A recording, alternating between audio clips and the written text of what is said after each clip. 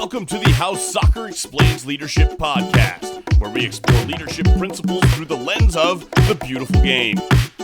Welcome back to How Soccer Explains Leadership. We are here today at our halftime show with Paul Jobson, my co-host. I'm Phil Dark, your host. As you've been following along, you've heard all kinds of great interviews with amazing people in the first half of Season 2. And I'm excited now because I got my brother Paul, my co-host, in the house with me again today. I feel like this truly is like a halftime show where if you really like the announcers and the pregame and the post-game and the halftime, then you're bummed throughout the play-by-play, and that's probably what happens here with you, Paul. People are like, when's Paul coming back? Because I'm sick of you, Phil. So, Paul, how you been, man? I've been great, man. I hope people feel that way, but things are great. We got the kids back on campus and training and getting back into the swing of things. Looking forward to getting ready for some matches and trying to put in some of the lessons I've learned through How Soccer Explains Leadership podcast into my team and staff. And actually it came up in a coaching conversation today. One of my staff members said, yeah, I heard what you were talking about on How Soccer Explains Leadership. I was like, bonus points for listening to the podcast. Fantastic. I hope that it wasn't, you're not following your own advice. I hope that you actually are living it out. Totally living it out. All right, just making sure.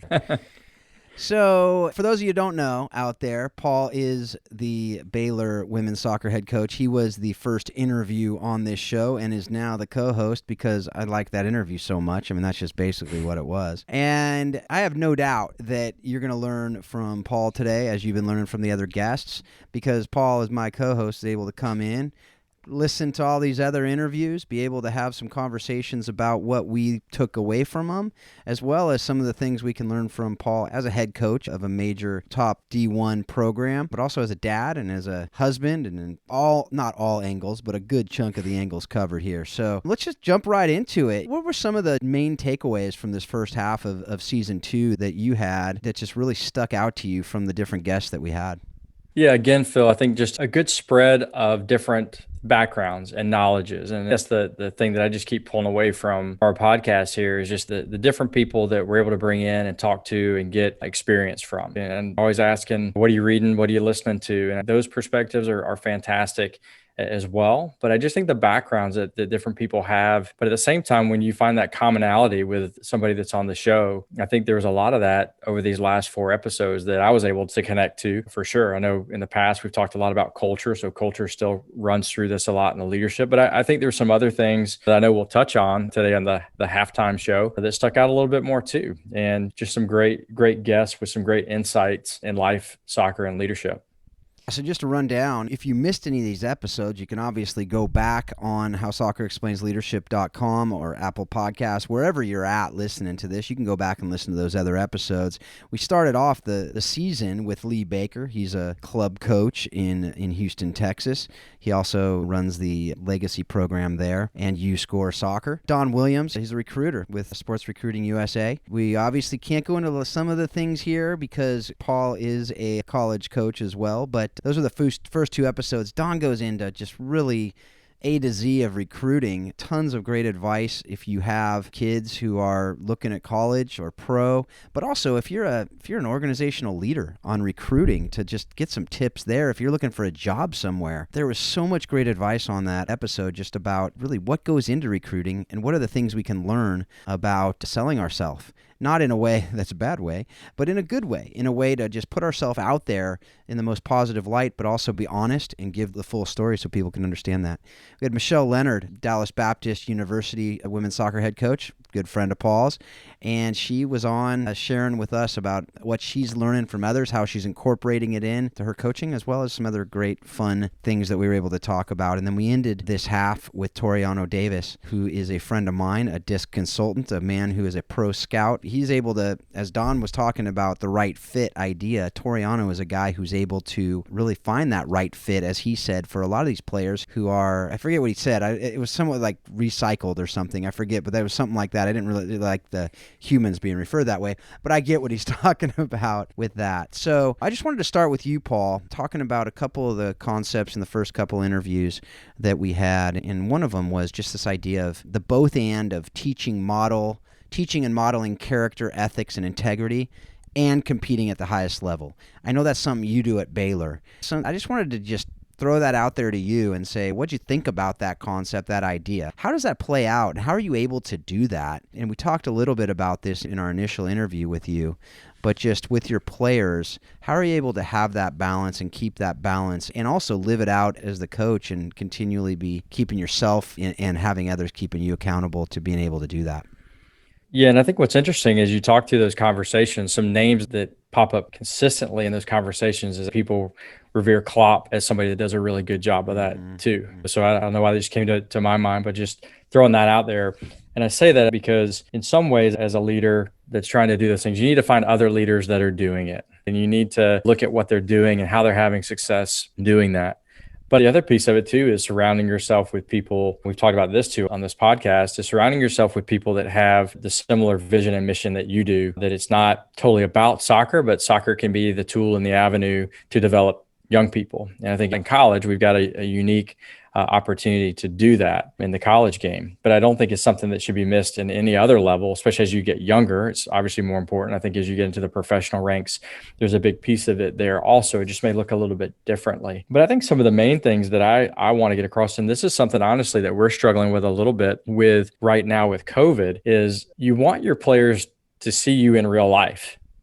You know, what does it look like when your kids show up to the facility? Yep. What is it like after the game? Do they overhear some conversations with you and your wife on the phone? Does your family get to come to team meals? I think seeing not just the coach, but the person is important. And we haven't really been able to do that with COVID because you're trying to protect your bubble and things like that. And bringing in your rugrats who just came from school may not be the best way to protect from COVID necessarily. But I think those are some things that are important. Have your players see you as not just as a coach, but as a person. What are the other areas you're leading in and who are you leading with? And I know for me, my wife is a huge support system for me in trying to get across those things to our players and being able to rely on her for feedback to myself. So surround yourself with people that are like-minded and have those same beliefs that you do. And then also you have to be able to listen to them and take some criticism at times. So that, as well as having your players and staff see you not just as a coach, but seeing some of your real life also.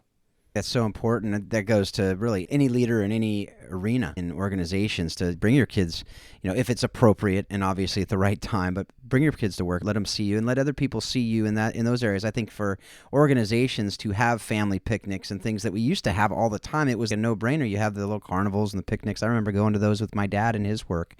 But I don't see those a lot of times anymore. I don't see that with most of the really healthy ones do it. But I think we've created these kind of, silos in our lives. That's not the word I was looking for, but these ideas that we have this area that we're working, and then this area is our family, and then this area is our church, and then this area is our Rotary or whatever, and never the twain shall meet. Right. And that I think is a huge disservice, but it also doesn't help us to grow, doesn't help our organizations to be as healthy as they could be, definitely in that regard. So yeah, that's something that I love that you said that, just about also the fact that, surrounding ourselves with like-minded people. At the same time, though, not a bunch of yes men and women, right? Like we don't want people who are going to just say, rubber stamp, great job, Paul, you're awesome. No, you want people like-minded in mission, vision, values, but who are going to be challenging and offering different perspectives. Yeah, I mean, if you've been on a great team or part of a great program, if we're just talking about just football in general, everybody on the team has the same goal, right? If you're on the pitch and you're trying to win the game, you want to put the ball in the back of the net, keep the ball out of your net, you're going to try and find ways to do that. But each individual position has a different responsibility. Now, you're all going towards the same goal and you're trying to accomplish the same thing, but you can't all do the exact same thing. And I think in a team and in a corporate environment or whatever, it's the same thing. You have that mission and vision, that high level thing that you're looking at, but you need maybe some different ideas. You need to find different ways to achieve the goals that you're trying to achieve and have different parts to your group to get there. But I think that mission, vision, and value piece is extremely critical. And being able for your team to see you in a different environment, living out the same mission, vision, and value that you put across to them on the pitch or in the locker room. If they see that, then I think it's easier for them to get on board with it. Like, man, okay, this person really lives this out. This isn't just talk. This isn't just something that he made up or has been working, so we keep going with it. This is just who this person is. And I think you hope that comes through. Now, when Marcy and I were doing this together, for those of you who don't know, my wife and I coached together for a really long time. That was a little easier to get across because they saw myself and her interacting daily. we'd get along or we'd argue. They see conflict resolution. They saw the whole gamut of it. And then we started adding children. It was a really, really cool environment in that way. But I think they did gain a lot out of that. Even the players that went through that thought it was a really cool thing to see you living out that mission, vision, and value in your household.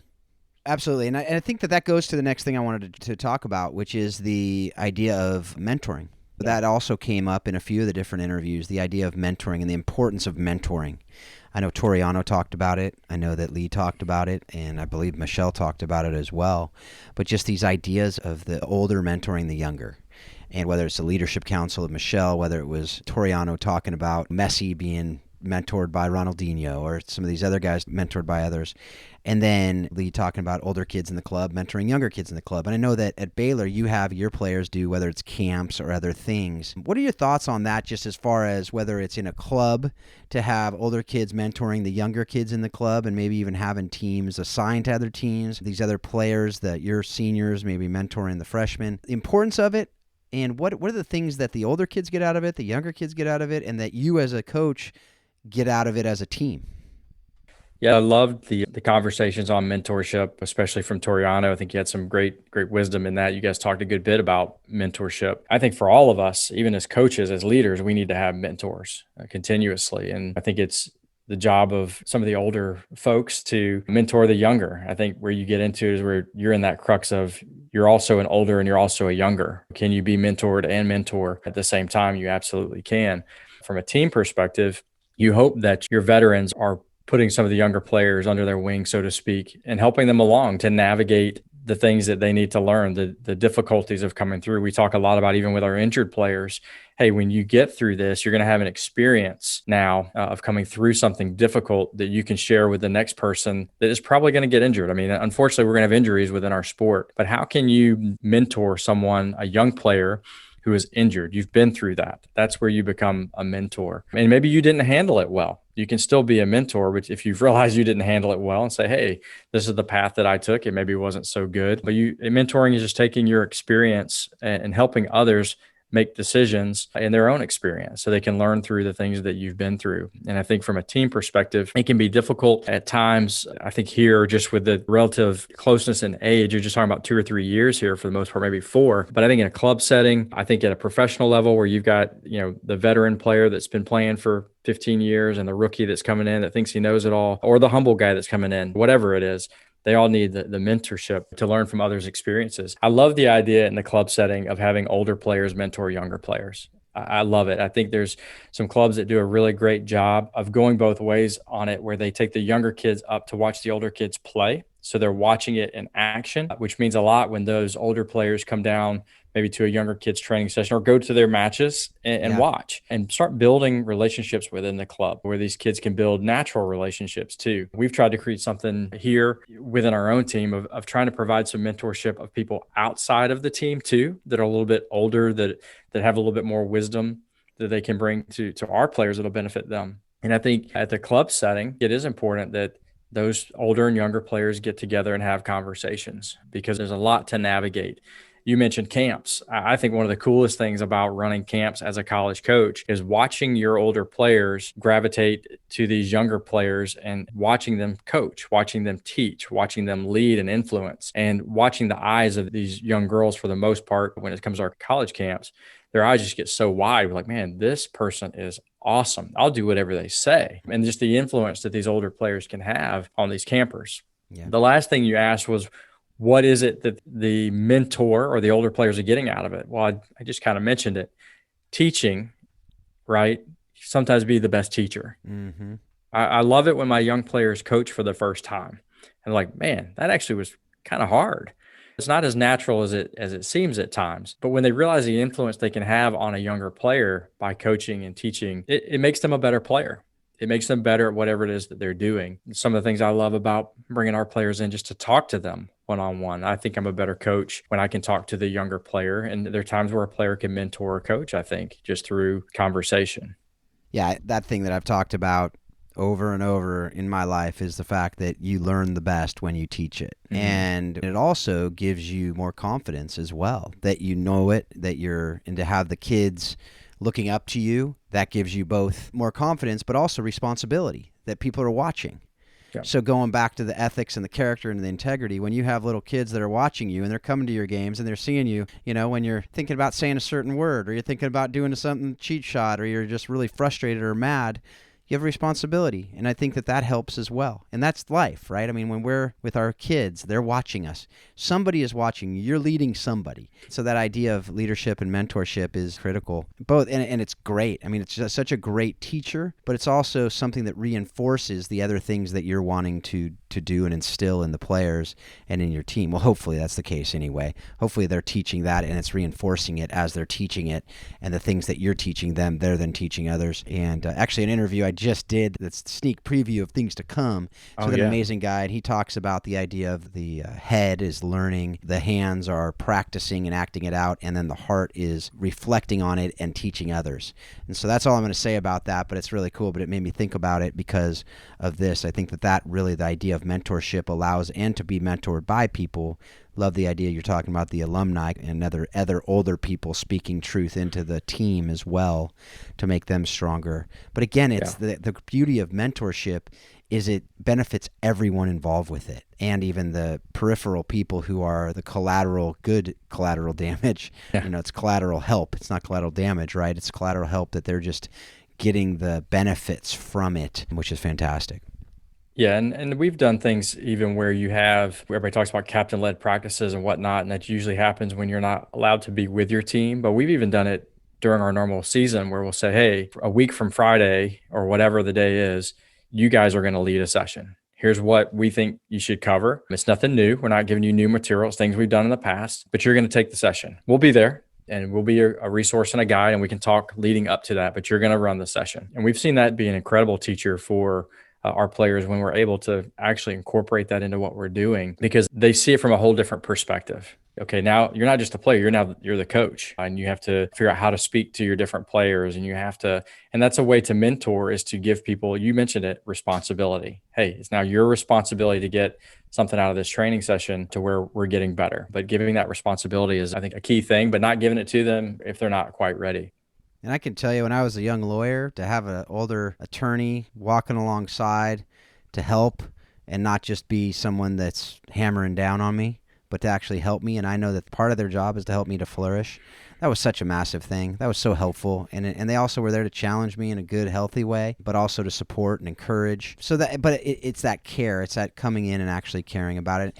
I had in the other podcast I do, I had an interview with Peter Greer, who runs Hope International, phenomenal organization in microfinance all around the world, and he talked about mentoring and the idea of mentoring in different areas of his life that he knew he needed to be better in. And I think that's a great lesson for us as well, is to find mentors, whether it's in the game of soccer, to find mentors who are better strikers, so maybe they can help us with our shooting, or better defenders, they can help us with our footwork and our defending, or people who have amazing touch, how are they working on that? So to be able to do that, if you're really wanting to go to that next level, to be able to do that and be able to really find those mentors, or in life in the same way, in all these different areas of our lives that we need help with, to find those mentors in those areas. So I want to shift gears a little bit now. You talked about camps earlier, and really camps are one of the things that a lot of people now are looking at as a recruiting tool, a way to see players, also to go out and be seen. And in the conversation I had with Don Williams, we talked a lot about just the ins and outs of recruiting. I'm curious to hear from your perspective, as you listened, as you were thinking about that, as you obviously are thinking about recruiting, probably more than you ever thought you would. Thinking about it a lot differently now than we did a year ago, that's for sure. Absolutely. In that, he talked about the number one, from his perspective, he talked about number one recruiting tool not being emails, ID camps, videos, but network of friends and other coaches around the country. Obviously, you use all of those. But what would you say from your perspective, from your program, and if you're talking to people out there about your program, what are ways that you recruit? What are the things that you see as the things that really stick out to you as you're going? And it probably could be a mix of the bunch, but if you're looking at an email, what sticks out? If you're looking at a video, what sticks out? Or ID camps, a way that you're really seeing, and what does that look like from your perspective?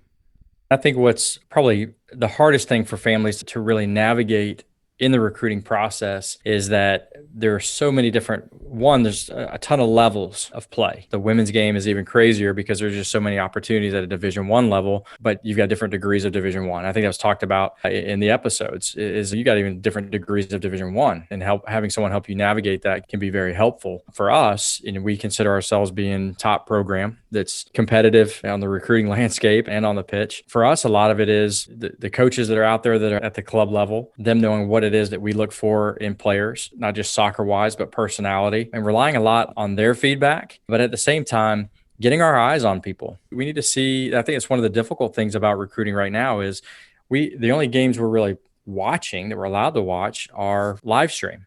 Well, if I can figure out the difference of the players on there, and if I can see their numbers, then maybe I can differentiate one from the other. But I can't hear their voice necessarily. I don't know how they're speaking to their coaches. I don't know how they're speaking to their other teammates. How are they really responding from a bad play or a bad call or a misplay on their own behalf? So you miss some of that. So getting in front of, for me, players getting in front of me are extremely important. The camps. Hey, get to a camp. Get in front of us, find out what camps we're at, get in front of us there. If we haven't been able to get to one of your showcase events or whatever. But for us, it is definitely the eye test. But yeah, who you know and who knows you, who's speaking up for you is huge, because whether I find a kid because I've been out at a field to find them, or someone sends me, or they send me an email that catches my eye and I go watch them, no matter what, I will be talking to the coach. If you've been a kid that has gone from club to club, I will probably call every club you've played at and see, okay, this is what she told me why they left. What was your perspective? So those relationships are really, really important through the recruiting process. Some other things, as much as we can talk about social media on a probably entire podcast, I'm going to look at your social media accounts. I'm going to see how you represent yourself and your family and your school to get an idea if I want to continue that process. So, but in just the identification process that we're talking about, word of mouth is important from your coaches. How you treat those relationships is important, because I feel like however you're treating that club coach is probably very similar to how you're going to treat us in our environment. So I think those relationships are very important for how we are going to find players, because we're going to gravitate to the best tournaments, the best clubs, the best of the best. But there's some other programs at other levels that are going to navigate that a little bit differently. If I've got a full staff, if it's just me running my own program at a lower level, I'm going to rely heavier probably on a recruiting service to bring me people or send me people or things like that. So there's a whole range of navigating that, which can be pretty difficult. But I do think those relationships are, at the end of the day, no matter how you are found, at the end of the day, there will be a conversation with your coach or coaches. And I think that goes to one of the other things that was said in that interview, really, that I talked about, the idea of you really need to play at the college level and beyond. You really have to have that raw athleticism that's there, plus the work ethic, plus that passion for the game.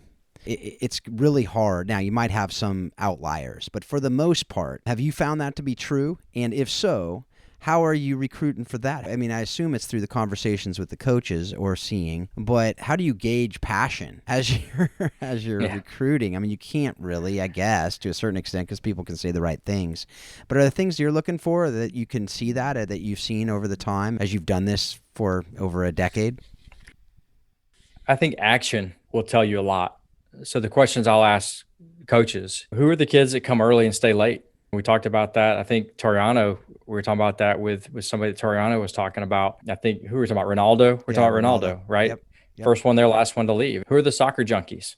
That's passion to me, is who are the kids that are willing to do extra when you ask them to or don't ask them to? I think that's one way to find passion. Another way isn't just soccer, but what else are these people involved in? Sometimes being all about soccer isn't the best thing for someone. What are their other passions? What drives them? How are they in school? What are they connected to? But I think trying to find what is their true passion is a difficult thing. And how does that translate to the next level? Doesn't always, but you can make your best bets by talking to coaches and hopefully getting a real sense of their drive and determination. How are they when things get hard? We were recruiting a kid a couple of years ago, and I remember just kind of talking to the coach and said, hey, she's obviously the best player on your team. That's obvious. So every school in the country is recruiting her. Tell me something about her that I wouldn't know because I'm not at training, or that I'm not going to see just watching games. Mm-hmm. He said, this kid is one of the best players in the country, and that's obvious. He said, but she's also the kid that meets me at my car and grabs the ball bag and brings it to the field.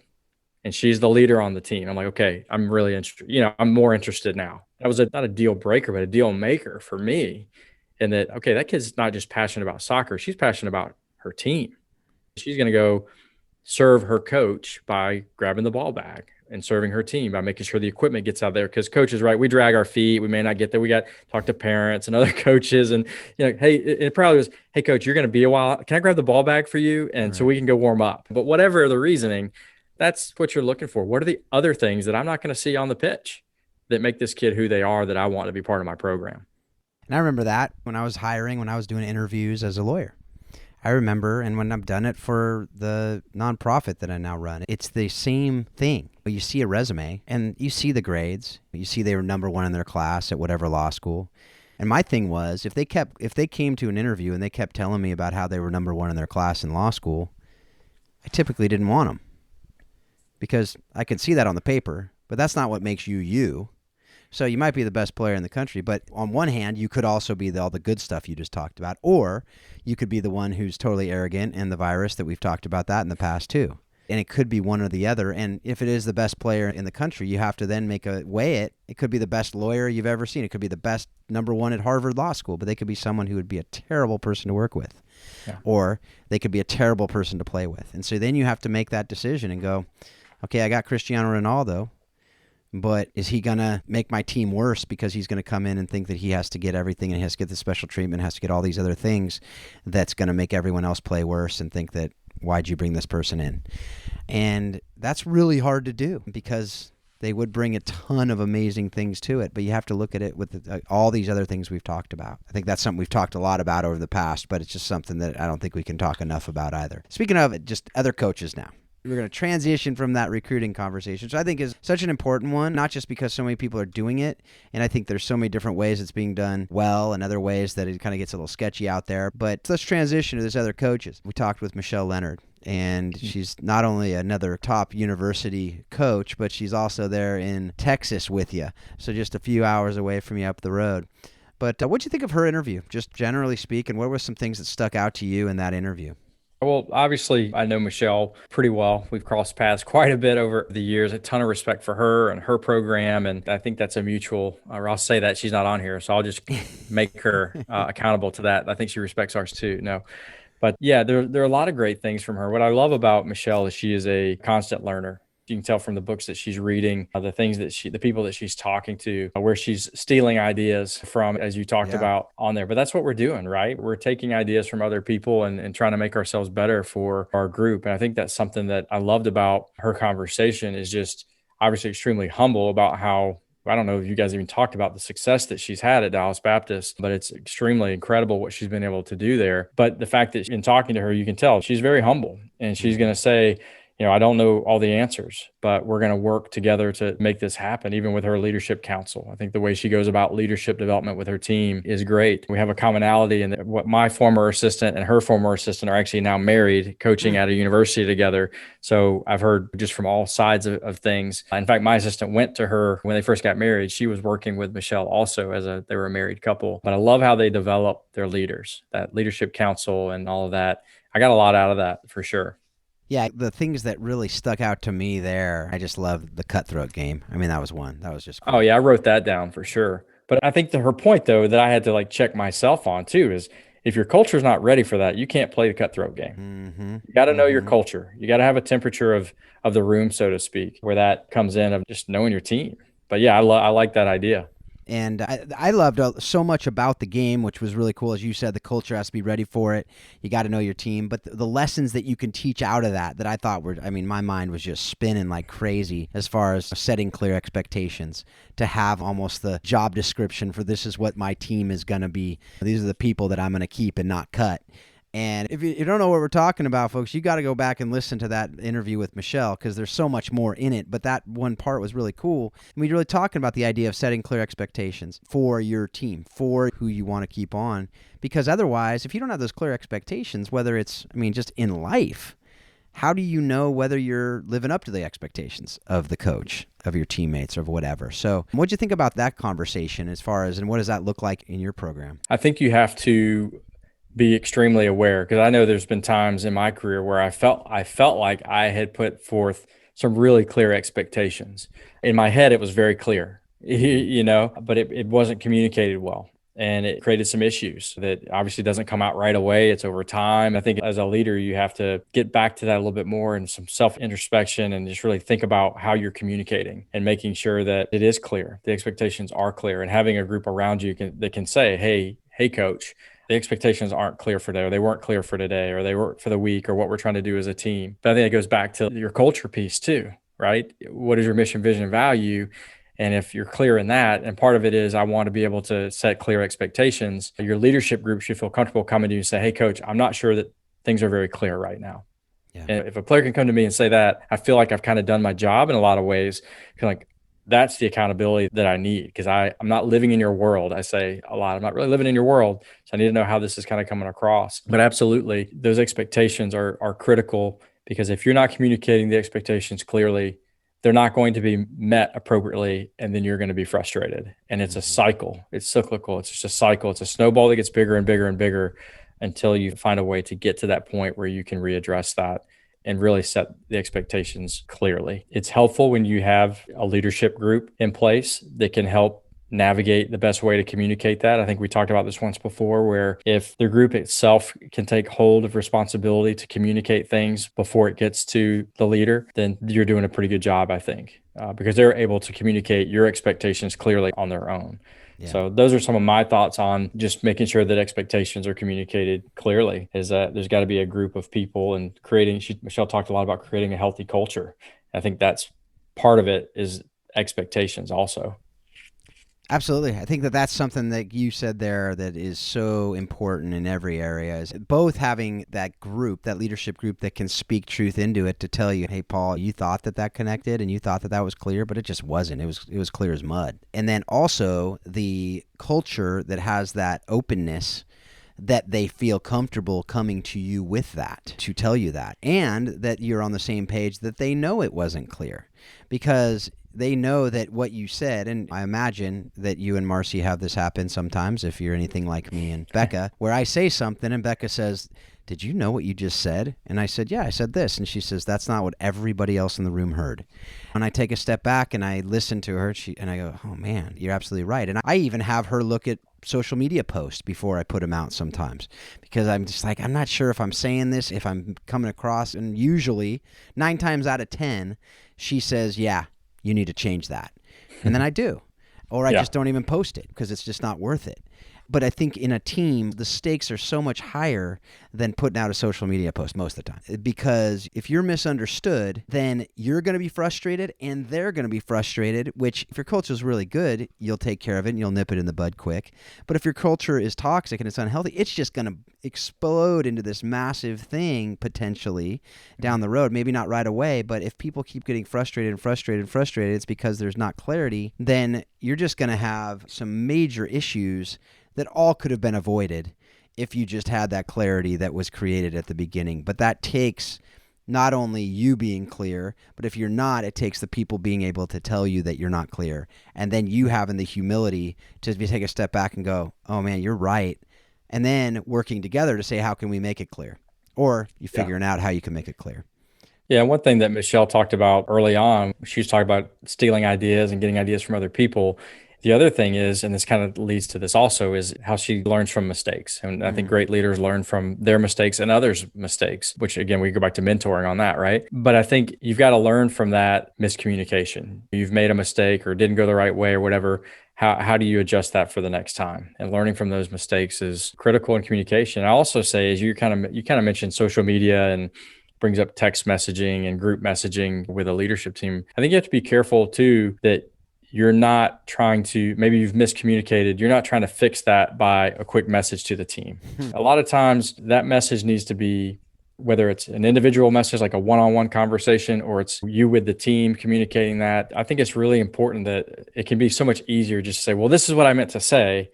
But to your point, sometimes even social media or group message or whatever, your tone isn't coming across. I'll give you this example. As we were first kind of coming back here, we were doing COVID protocol and we had some small groups, and we called it week 0 because it wasn't really the week that we're really starting to train, but we're doing some light things to kind of get back going. So we called it week 0. And in the moment, we had small groups out doing training in the morning, and our injured players didn't come out. And I'm like, man, where are our injured players? Because I like everybody to be out there, to be part of it. Some of the toughest things about being injured is you don't feel part of the team. Yeah. So they're not out there. And I realized, oh man, we sent out the groups to come out. I didn't put injured players in the groups. They were doing their own thing later. I totally messed that up. So I sent out a group text. Hey, injured players, I want you out to be involved at the next morning session. Well, I just thought, hey, I just cleared everything up, right? I just totally cleared that mess up. I totally fixed my problem. Right. Well, I have a great leader who comes in and says, hey, most of the team thinks you're mad that they didn't show up. I was like, oh my gosh, I totally messed that up again, So I got in front of the team and said, hey, I messed up. I tried to quick fix it. Here are my expectations. I don't want you to feel like you're pulled away from the team. I wanted you to be part of it. I messed up. I didn't have you on the list. So I really kind of clarified in person what I really meant.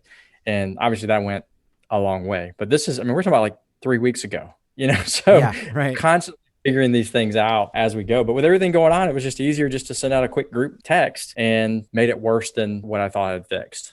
Yeah, that's so important. That's something. If you missed that one, again, I've said this before, go back and rewind that, listen again, because I think there's so many things in there. It's a humility, it's a owning your mistakes, it's a sharing your weaknesses, sharing your mistakes with your people. That works in parenting as well. Some of the strongest words you can say to your kids is, I'm sorry, I blew it.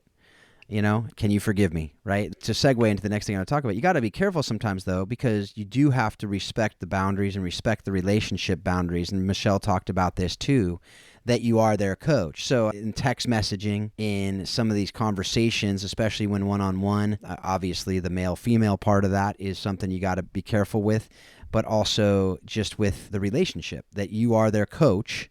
If you can be coach and friend, yes, but if you have to choose one, you're coach. Mm-hmm. Right? And just like if you have to choose one, you're dad rather than buddy. If you can hopefully be both most of the time, but there are times where you are dad. And you better choose that one, or else you're not going to be the best dad you can be. Yeah. What do you think about that conversation that she brought up there, just as far as those boundaries and the relationships that she talked about? Yeah, it's smart. I mean, you do have to be careful. And I think when you are compassionate and caring, you want those things to come out. And I think that's the tough part sometimes about we call it being the heavy, right? Sometimes as a head coach, you have to be the heavy, but it's not because you don't care about someone, but there are boundaries. Hey, sometimes the buck stops here, and I have to be the hard liner, so I can't always be your buddy. You're right. You mentioned it. Hey, you said with my son, I want to be his buddy, but I absolutely have to be his dad. So there's that hard line with the coach. There are things I'd love for my players to be able to slide by with just because I'm compassionate and I care about them.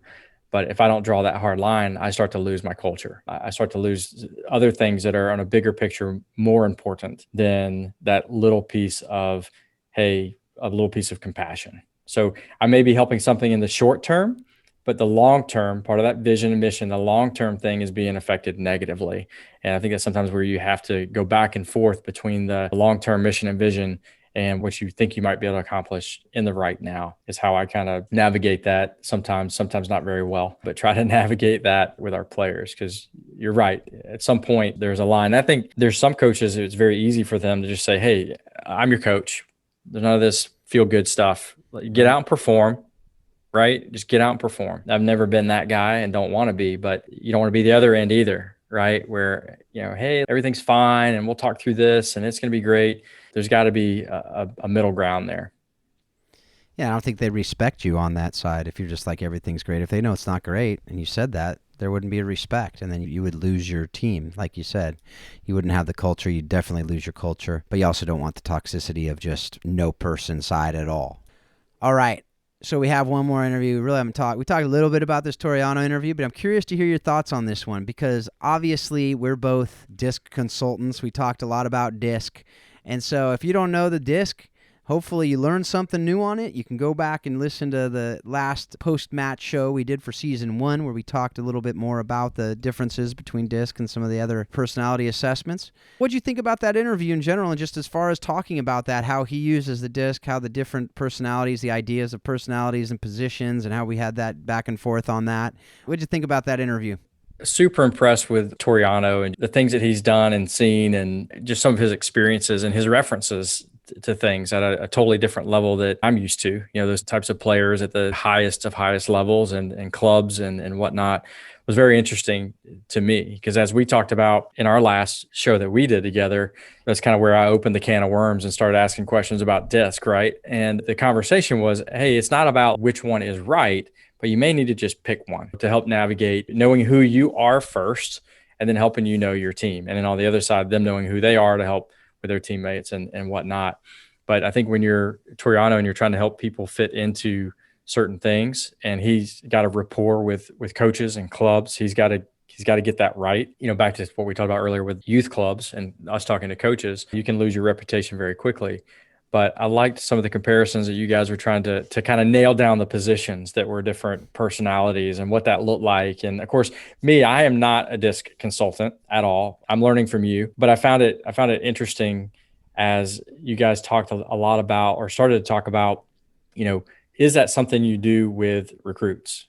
Is that because when they get here, you try to figure out who they are, what makes them tick, those sorts of things, so that you can coach them better, to plug them in quicker. But if you know that before they get here and you've got a baseline, you kind of understand how those things work. I think that interview with Toriono did a really good job of explaining how that can really help players transition better into a program, not just for them, but for coaches and administrators and other players. There's some commonality there that I think really helped make a lot more sense of that. Yeah, something you just said there that kind of tie it together with the rest of this conversation we had today. Mentorship's been a big part of that. I just had the idea, if you do it with recruits, to be able to match them up with somebody with a similar personality when they come to the school. Because I'm sure you have some sort of, and I know you've talked a little bit about having the seniors and the older mentoring the younger, but if you have I know this might be different language to some people, but if you have a high D mentoring their exact opposite S, they see the world very differently, and it may not be as helpful. It may actually scare the S, because the D comes in, it's like, oh yeah, you got to do this and this and this and this, and they're just like, whoa, you're coming too fast, right? And so to know that and understand that coming in, to be able to match people better, and also, as you said, to be able to, you as the coach, to be able to connect better, but also the players to be able to connect better. It's not to put people in boxes, and that's something I tell people very, very, very important to understand. This isn't saying, even the position thing, which I was joking in that interview, is my theory that I'm going to totally put out there and make millions of dollars on. But the idea that a striker has to be a high I or a high D is just, it's silly to say that, right? To say there might be naturally inclined to that may be right, may be true. I don't know. But to know the difference and to know how to motivate that person is critical. And I think also to how to connect with them is critical. And how to mentor them is really important as well, and who would be the greatest mentor for them. If you're looking to challenge them and push them, maybe it is that opposite personality. If you're looking for them to really just be able to understand the program from their perspective, it probably would be somebody with a similar personality. So those are things that I really like about using the disc, but it's interesting you said that as far as the recruiting part, that was the part that stuck out, because I had actually forgotten that he said, we talked about that when you said that. Well, I think the thing that stuck out to me also in this conversation, and I know there's a variety of different people that listen to the podcast, but also from a club perspective, I thought it was pretty cool that no matter who he works with, it's mandatory that they do the disc assessment. And I know that both of you are disc is your thing, and we talked before, like there's more than, this is the best one that you guys have found and you go with. But what I love about what Toriono is doing, he absolutely believes in it, but it's become his language too. So for him to be able to, hey, for me to be my best for this person who I am mentoring and serving, you got to do this. Yep. Otherwise, I can't help you the best that I can help you. And I kind of took that for myself as a leader to say, okay, what are the things that I'm doing as a leader to kind of say the same thing? Hey, these are things that I need from you so that I can do the best for you. And I think as leaders, we all should maybe take some inventory on that a little bit, or what are the things that I'm doing, or maybe things that I need to do better, or things that I'm not doing that folks can do before they get to me or while they're with me, so that I can help them better. We've always said, the better I know you as a player, the better that I can coach you, and the better you know me as a coach, the better that you can play for me, type thing, and we can relate. So those things are puzzle pieces that all kind of came together for me a little bit with Toriono's interview, just how dedicated he is to this craft and how it has really kind of propelled a lot of people through him to be successful in what they're doing. Yeah, absolutely. That's something that I obviously believe in, the power of the disc to be able to help us in our communication, in our conflict resolution, in team dynamics, in just really the teamwork aspects. It's so great for communication. But there are other, Michelle talked about using the Enneagram with her team. With that, it's a bit more complex. It's more introspection, but it's something that if it works, go for it. But if you want to learn more about the disc, drop me an email, phil@howsoccerexplainsleadership.com. I'd love to talk with you more about how you can use it with your program, whether you're a youth program. I've done consulting with some youth programs, looking to do some college coaches as well, so college programs to be able to help with that. If you're interested in it, drop me an email. I'd love to talk with you more about it. It's something that I wouldn't talk about it if I didn't believe that it actually works. It's really interesting to see how it works and how speaking to people, again, I've talked about it as different languages. If you try to talk to somebody in Russia in English, usually it doesn't go very well. And unless they happen to know English. If someone from Russia came to the United States, you're going to likely get a lot of blank stares. And I think a lot of times we do that with our personalities. We speak our personality and other people are going, I kind of understand what you're saying, but I'm kind of missing it. Going back to even the clarity of messaging. You're a personality, you're speaking, you think it's crystal clear, but other people with different personalities think you didn't. I have no idea what you just said. So anyway, as we wrap up, what are your last thoughts of this show? Unfortunately, man, we got a few more episodes before we're coming back. We've talked about this. I've talked about it, even on one of our guests talked about the idea of Ted Lasso. I know where you're going. Show on Ted Lasso, and we got to do that. And so that might be like a special edition. One of these shows coming up, we're going to do it. It's just a matter of when.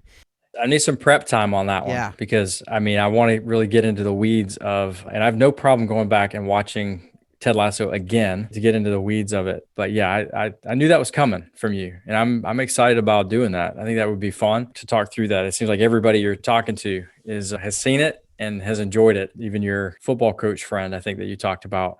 Absolutely. It is something that is the talk of the town for good reason. I'm not against having to watch it again either. And I hear season 2 is coming out in the fall. So my commitment to you is that we will do it before the next season comes out. And hopefully it will be in the next couple months. I'm not going to make any promises about exactly. I will commit that it will be before season 2 comes out, unless it comes out earlier than the fall. That's the one caveat. I think we would be remiss on a show, How Soccer Explains Leadership, to not talk about Ted Lasso in depth and the leadership lessons of that great show. All right, man. Last words. Any books you're reading? Any recommendations you have that you've been reading, or other shows you've been watching that are things people should be seeing?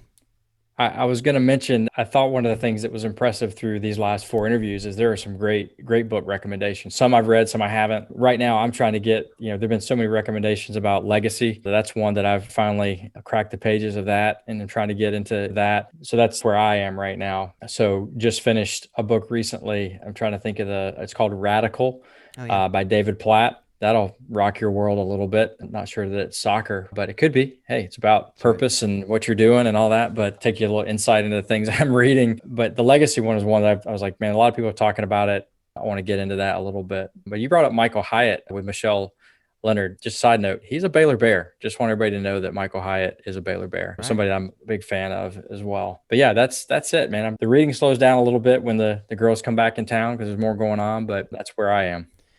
Plus, you have a bunch of boys running around too, so it's hard to read actual reading too. That's why I listen. And I will say, I do believe that Audible is reading, and that is what legacy is Audible.